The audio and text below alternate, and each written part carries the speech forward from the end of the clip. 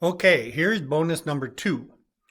Do more than you are paid for. This is critical. Do more than you are paid for. This will enormously change the trajectory of your career, whatever you do. Most employees do not do this. This will also benefit you if you own a business in terms of dealing with your customers. This is sort of the under promise, over deliver. This is what I'm doing here by offering you a bonus. You didn't know I was giving you a bonus when you bought this program. I Everything you do, you always want to do more than people expect, rather than what is more common is people are disappointed because you promised them the world and that's not what reality turned out to be. So they're disappointed. So now, with that said, we know it's important.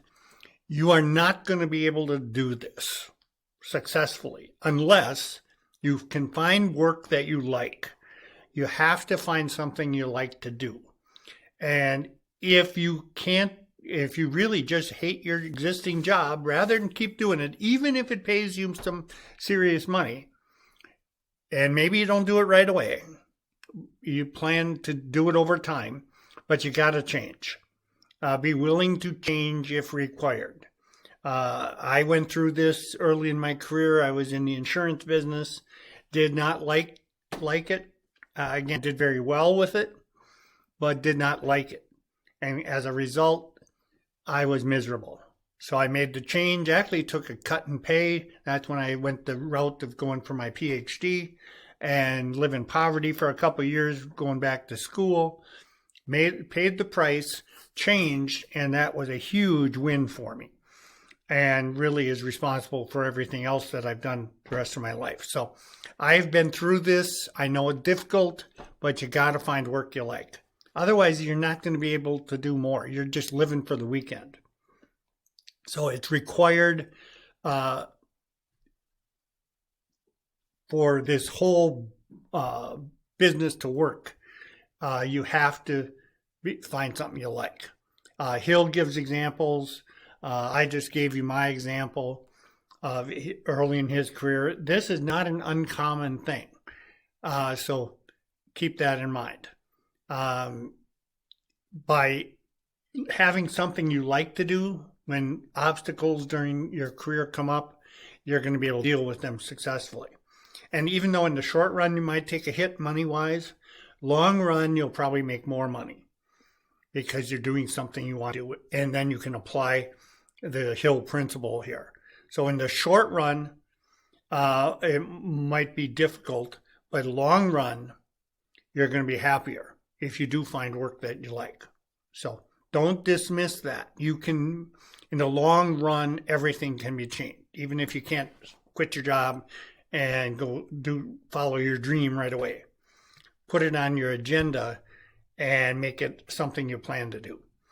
So now, back to always do more than you're paid to do. You want to provide more and better service. The more you do for people, the greater the reward will be. Earlier in his program, there were several spots where we talked about Zig Ziglar and where I talked about Zig Ziglar. You know, the idea that you can have everything in life you want if you help enough other people get what they want. Hill has his own variation of that. There are lots of examples in the book of that, and it just works. And the biggest reason it works is just compare it to what you see daily in terms of how other people behave. The contrast, if you are doing more than you're paid for, everybody else looks like they're doing the bare minimum to get by. And so the contrast, it is not hard to be successful because the competition is pathetic. There's nobody else out there hustling like this. And we want you to be that person who is doing it. You're going to have 2 reasons this works for you and helps your career.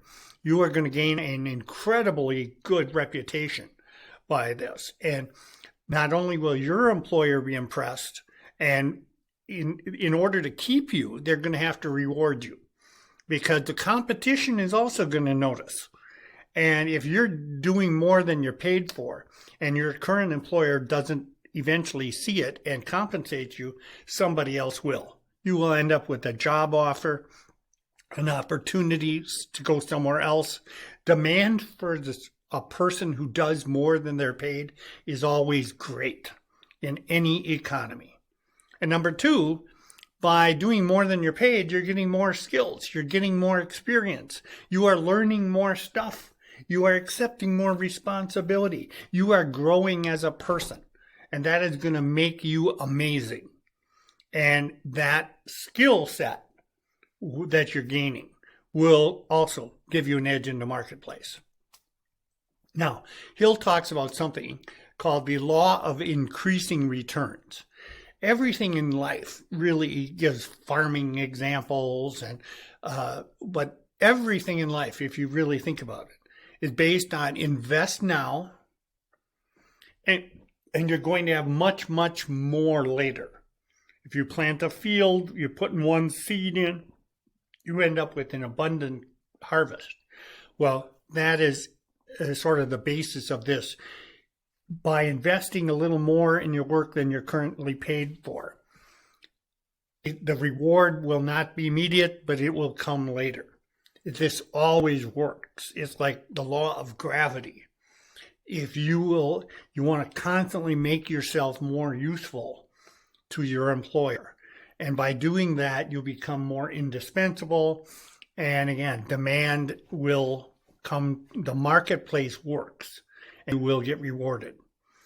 Your employer, this is critical to both two sides. Being an employee, your employer will appreciate, and if you're doing it from a business standpoint, your customers will appreciate it.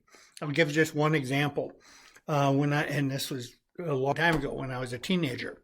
When I was 16, I started work at a grocery store. That's what the IGA is. Was a little local grocery store. I started with a bunch of other stock boys and we checkout girls. We were all 16 years old. Some had been there a couple years ahead of me. Every week, this was standard, go in the back room, punch a clock. This is actually the only job I've ever had in my whole life that was punching a clock for hourly compensation. And I'd go in the back, punch in. Everybody'd always be arguing about hours. Everybody wanted off Friday night so they could go to the football game or the prom or all these type things. I learned I don't know even why I kind of learned or had this attitude, but I always took all the hours that nobody else wanted. People would want to get rid of Friday night, I'd pick it up. They'd want to get rid of Saturday night, I'd pick it up. I always volunteered for all the hours I could get, and always the bad hours. And then I'd come into work and my boss would always say, well, what are you doing here? So-and-so was supposed to work. Yeah, but they wanted to go to the football game, so I came in. So again, it's visible when I did something extra. Another example, once the store got really busy and they only had two checkout counters. It was a small store and it was just swamped with people. There was backlog and I had already checked out. Me and two of the other stock boys had checked out and we were walking out of the store and we saw that there was this huge backlog. And one of the people that I was with, one of the other stock boys, he kept going. He said, I'm checked out. I'm not going to help. I'm not doing it. I'm not on the clock. That's one attitude. The other checkout person or the other stock boy went and looked. Okay. They took the time, walked in the back room, went and punched back in so they'd get credit and came back up and eventually helped. My attitude was, yeah, I know I checked out. And I'm certainly not leaving because they're having a problem. So I just started bagging groceries, helping out. Stuff like that, people notice. The bosses all noticed that. And by the time I was 17, somewhere in my so after about a year and a half, I was now the night manager of the store, working from 4 till midnight, closing up. I'd go to school all day. and then worked 4 till midnight closing up. I had the key to the store, I had the key to the safe, and I was doing the books. And I was 17 years old. And we found out later it was illegal. It was actually illegal because we sold liquor. And at the time in the evening there, after a certain hour, we had no one in the store who was over the age of 18, and yet we were selling liquor. So fortunately, we discovered that after I had just turned 18, so we didn't get in trouble. But that's an example. I started with probably, I don't know, there were probably 10 other comparable employees to me. Stocking shelves, carrying out groceries, packing groceries, that sort of thing.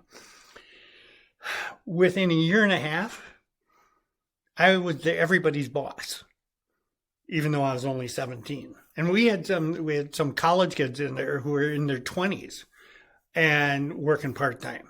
And I was still the night manager. And that was not an accident. And that was from doing more than I was being paid for.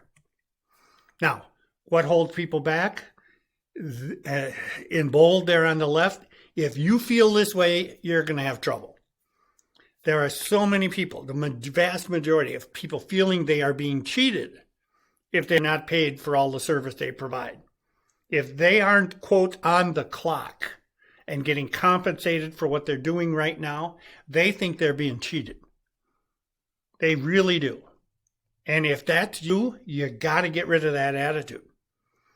And again, the language you hear people say is, I'm not paid to do this, and I'll be blanked if I'll do it. I'm not doing it no matter what. Screw you. If I'm not paid for it, I'm not doing it. They don't appreciate me here. You're guaranteed to lose at life. That's an attitude that'll kick you in the butt. That is not conducive to winning. It's the old, if you want to get warm, you can't just sit by the stove and get warm. You gotta chop the wood, stack the wood, carry the wood, and start the fire before you're going to get some heat. And yet, that analogy everybody gets. It's the same in the workplace. You pay the price first, invest, and then you get a reward later.